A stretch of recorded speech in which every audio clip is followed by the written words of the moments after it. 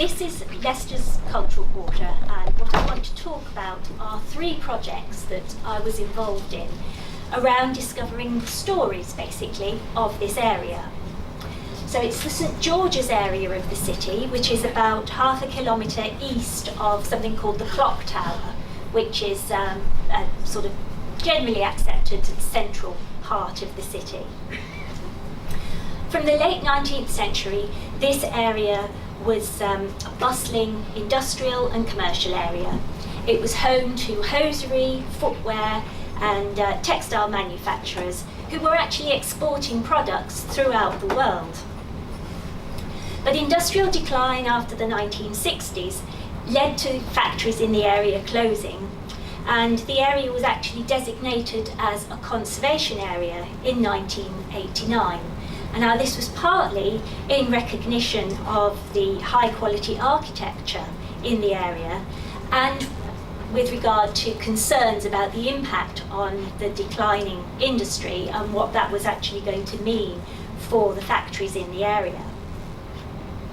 But by the late 1990s, the area was largely abandoned, and as more and more of the buildings were vacated, it was clear that something needed to be done. There needed to be a new purpose found for the area. So the National Lottery was launched in 1994, and the arts was designated as one of the beneficiary good causes that could apply for funding. And nationally, this resulted in unprecedented levels of capital funding being available for arts and cultural facilities. And in 2000, the St George's area was identified as Leicester's new cultural quarter. And this was a designation that was basically paired cultural-led regeneration with the preservation of industrial buildings. So what we got with regeneration funding from the European Union, from national, regional and local government sources, and lottery capital funding, transformed the area. So the old Leicester City Bus Depot, LCB at the top there, was repurposed for use by creative businesses as Leicester Creative Business Depot. So we could still keep the same initials there. And that was in 2004. And then the international award-winning architect Raphael Viñoly designed the new Curve Theatre, and that opened on a partially derelict space in 2008. And lastly, the Phoenix Square, the new digital media centre, opened the following year in 2009. So by this time, you'd got a number of fine historic factories and warehouses that were opening as bars, restaurants, or being turned into residential accommodation or office use. Now, unlike other cultural quarters which have grown organically from the bottom up, this was much more of a top-down development of the area. And that meant that the new occupants of these historic buildings didn't really know much about the area at all. They were coming in to occupy some fine historic buildings, but they knew nothing about them, or indeed the area itself. So using St George's as a case study, what I want to talk about are 3 projects that I worked on as part of a larger collaborative team. Now, all of them worked with a range of academic and non-academic partners in order to uncover the history and heritage of this area. And although each of the projects that I'm going to talk about were standalone research initiatives, and therefore from separate funders and having separate outputs, etc., they drew upon the previous work in each case in order to uncover what were multiple histories of the area and obviously the heritage, the buildings. And together they brought out the history of St George's to new audiences, including the occupants of these, this one here, for example, is now a very high-end block of flats. So all these regenerated buildings gave the opportunity for people to find out about. So the first project I want to talk about is the rise, fall and reinvention of industry. This was an Arts and Humanities Research Council funded project. It's Creative Economy Knowledge Exchange, and it linked academic research to the creative industries. So the Cultural Quarter was actually an ideal area to explore this. It was a partnership. The universities of Nottingham, Nottingham-Trent and Leicester worked with regional partners from the cultural and creative sectors. The project itself focused on the region's industrial heritage as a case study for collaboration, and specifically on three themes: enlightenment and innovation, the cultures of work, welfare and play, and the rise, fall and reinvention of industry, which is the focus that we had in Leicester. And there were actually several strands to the Leicester work as well, but I'm going to focus on what happened in St George's. One of the strands was to look at the history of 3 Grade 2 listed buildings in Rutland Street, which is this road here, one of the main roads within the area. Now, the building on the right is Alexandra House. It was built for Fairbrothers shoemercers in the late 1890s and was the largest bootlace warehouse in the world, and there it is. It was described by the architectural historian Nicholas Pevsner as one of the finest warehouses in the country. Now, opposite Alexandra House are Pfister and Vogel building and Maker's Yard, which are a group of restored Victorian industrial buildings dating back to 1854, and were recognised as the oldest framework knitting frame shop in the East Midlands. And the Pfister and Vogel building here was built in the 1920s by the Milwaukee-based leather company.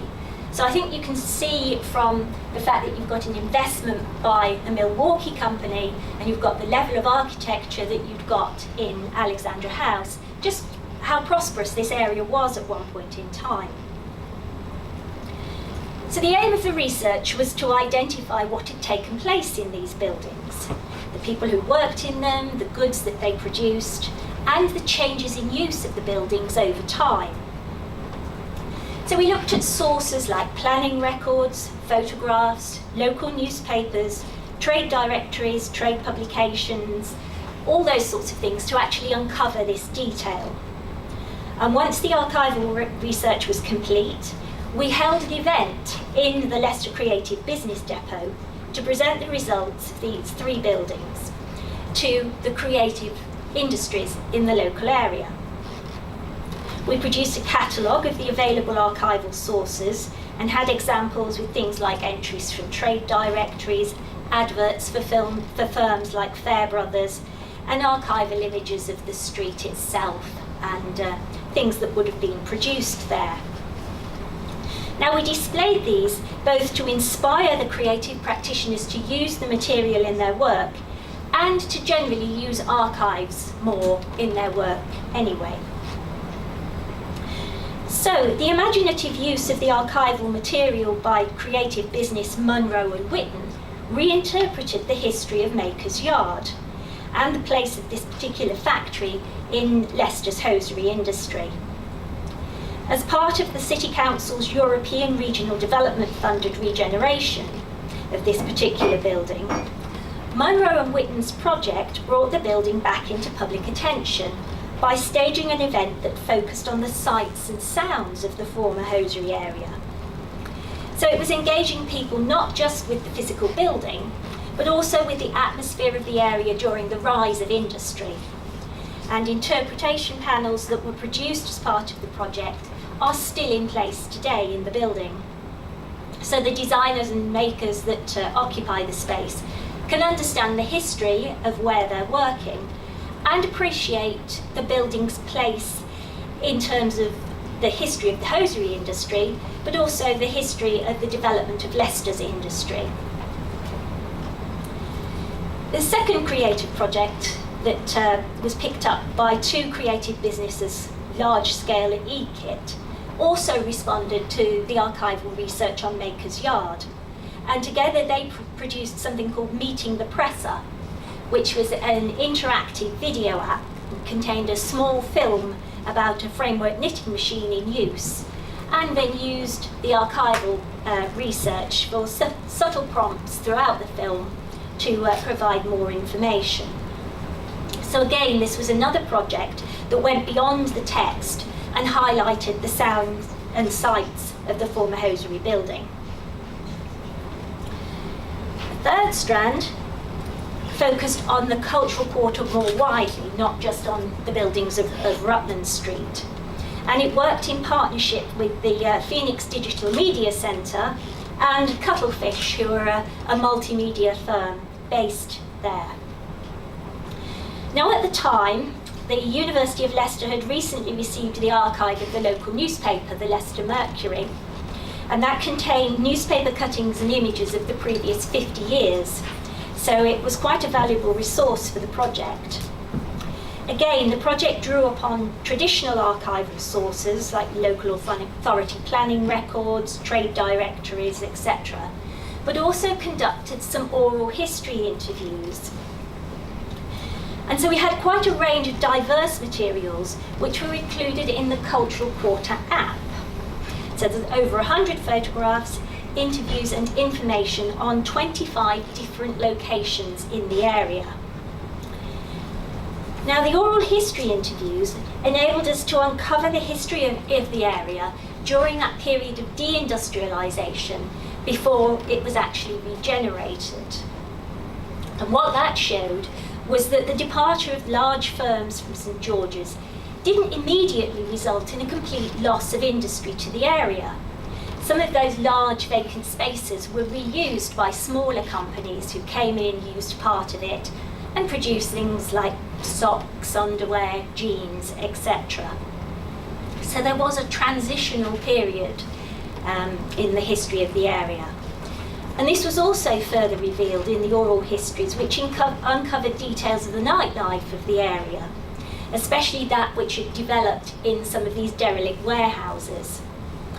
Now, this was a history that wasn't particularly well documented in traditional archival sources, but it captured an important chapter in the story of the area and the place that held within local memory. Now, the second project built on this, particularly in terms of the app. It was called Effective Digital Histories, Recreating Deindustrialised Places, and was looking from the 1970s onwards.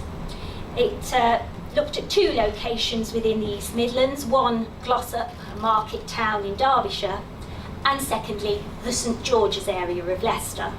It was a project led by the University of Leicester, again AHRC funded, and it was a project in which academics worked in partnership with the creative sector again, and wanted also to engage the local community.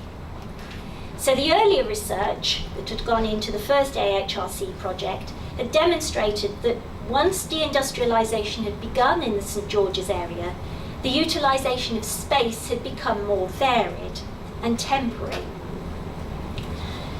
The St George's area strand of the work built very firmly on the foundations of the previous project.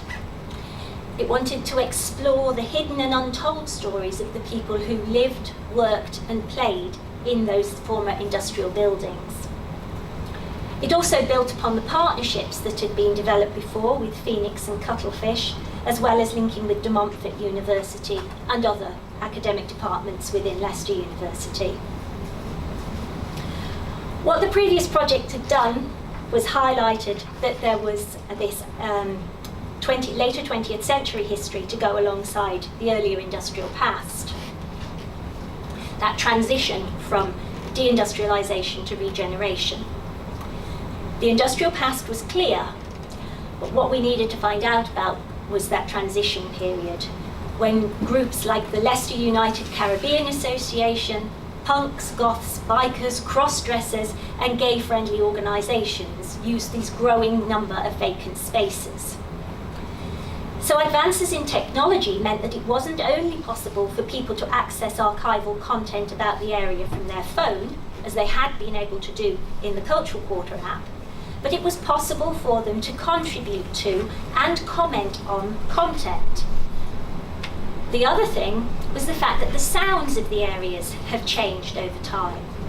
And what we did there was go round and collect sounds of what's happening now, and also archival sounds, so that it was possible to have your phone in your hand, go round the area, and you may well then walk from one sound to another, which could be in the present or in the past, or you could listen to these stories as you went. It was the use of something called locative media that meant as you went round, you could pick up the different points and therefore the different sounds or stories or indeed information about the buildings. That was all well and good, but as we know, technology can floor all of us. I think we've seen that one this morning. And when Apple did its upgrade at the end of 2017, it meant that on Apple devices, the locative aspect of this was no longer operational. So location-based stuff wasn't working on Apple devices. Apple had given a 4-year lifespan to this project on their devices. Obviously, it's still all of this archival information, the stories and everything are still available on the website and via the university special collections online. However, it is still possible to access some information as you walk around the streets, partly due to a project by the City Council. They have a city-wide initiative of over 112 now panels which tell the story of Leicester. You can see some in situ around the city. And they feature key information of heritage buildings and well-known individuals associated with Leicester. They're around the city and in the village suburbs. In the St George's area, this built very much on the projects that were basically based on the technology.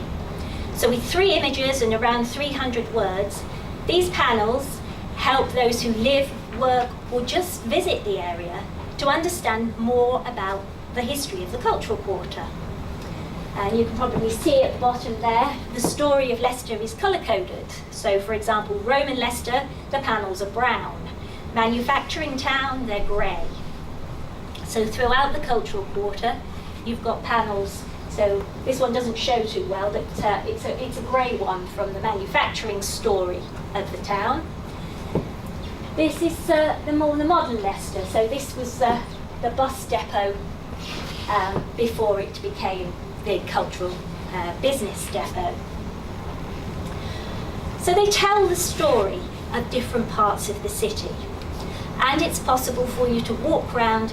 You can pick all of the same colour and go around the city in that respect, or you might just be in an area and you come across these panels. So the panels, particularly in the cultural quarter, drew upon projects that relied on the very latest technology at the time to present a location-specific story. But it's now the panels in the street that provide the most reliable source of information on specific locations. And interacting with the panels doesn't actually require any additional effort from the reader. So you don't have to have knowledge of how to download the app, the fact that the app exists, or even have a device that you can use. Now they're unable to offer the immersive experience that were provided by the sounds of the locations associated with creative writing or anything like that. Panels can't provide anywhere near the level of information provided on an app, and they can't encourage the reader to engage or contribute to the archival information in the way that the technology allowed. And of course, they predominantly promote the industrial and architectural heritage of the area. They don't really discuss the deindustrialised part or much of its social history, all of which you can find on the app. But there's always choices about which history forms the dominant narrative. And this is particularly so when you've only got 300 words and a few images. You've got to be selective there. But what the panels do, they're not subject to technological change by any means. They do provide an opportunity for the casual passerby to engage with the story of the area around them. And they do that through the historical images and the written text. So by reading that in the street, you can find out a little more about the story of Leicester.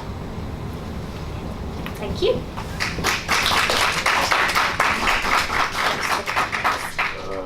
I mean, I assume you're talking about sort of, raves and things like that. Exactly, yes.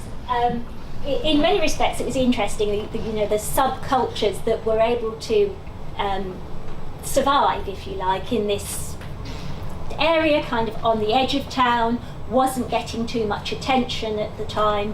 So there's one of the oral history interviews, for example, with somebody from the Afro-Caribbean community talking about the fact that they could go to their place because it didn't require them to go through the main city centre. Therefore, it felt safe because they weren't coming across people at all, so there was no racial tension or anything like that. I mean, we're going back, obviously, a decade or two now, but at that time, the fact that it was on the margins of the city made it feel comfortable for that particular group. The building that was on the first app picture that I showed, that was actually a rave club at one point in time, and also a sex club was in there as well.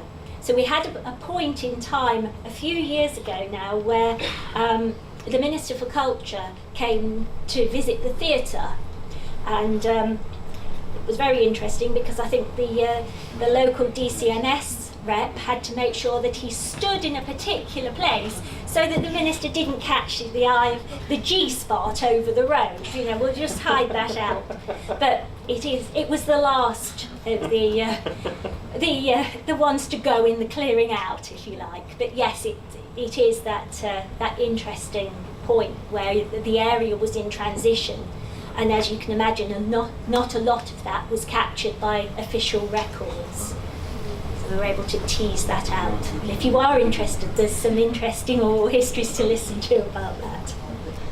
The impression that I am developing, listening at this kind of presentations, is that there is a kind of premise, something that is happening before participation.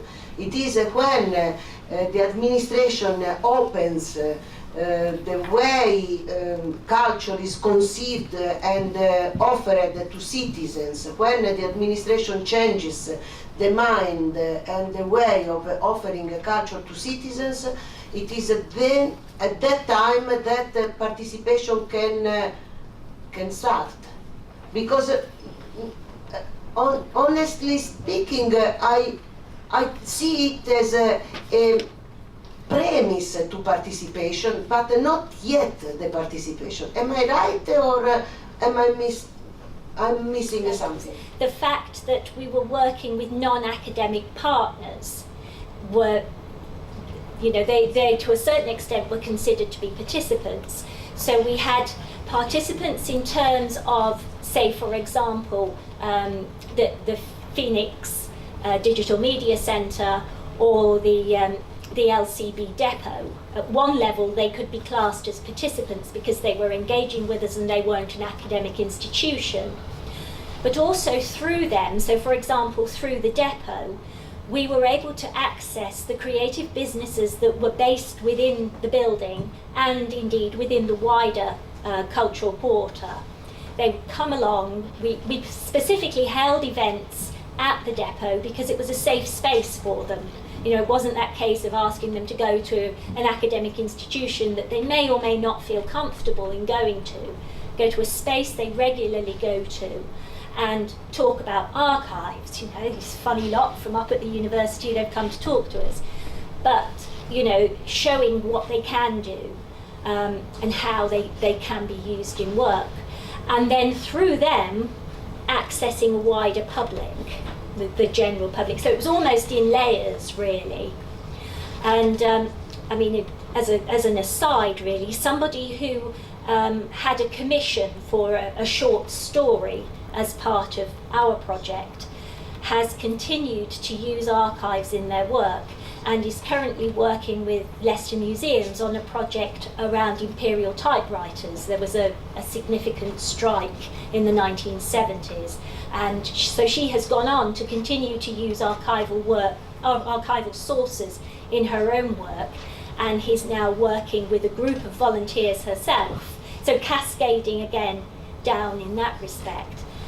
I mean, it's not an overnight solution by any means, but by working with the Phoenix, we were able to, for example, put adverts in their film listing brochure to say we were going to host these sessions where people came along and we gave them a cup of tea, a nice biscuit, you know how you do, and then we had some historical maps and some images and press cuttings, just getting people talking about the area. You know, when they used to go to the cinema, we used to have the Odeon cinema in the area, they used to go there as teenagers.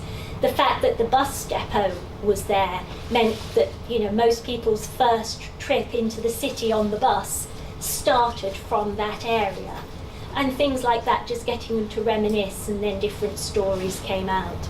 And one thing we did, we had a video booth for a couple of months in the Phoenix, so people could go in at a time that suited them and, you know, make a short video or just record something about their memory of the cultural quarter or what they liked about it, that kind of thing. So it was that level of participation. But in terms of the panels on the street, you know, the interaction is quite different. But I can just tell you an anecdote that happened to me last week. We currently have a Lego suffragette in the museum, our new walk in Leicester. So I popped in just to see the Lego suffragette, to take a photograph for my goddaughter. And there was a big issue seller who was also looking at the Lego suffragette and started to engage me in conversation, and then said to me, "Do you like history? Have you seen these notice boards around the city?" So I said, "Oh yes, you know, I've seen them." And then he went on to tell me how much he enjoyed reading them. And he'd been reading a particular one outside the library that morning. And the way he talked about it, I knew he had actually read it. And, you know, he didn't necessarily have a phone, I don't know. But there was no barrier to that interaction. And, you know, he was very, very animated about these. There's something, he goes around the city and he reads them. So I told him which one was my favourite.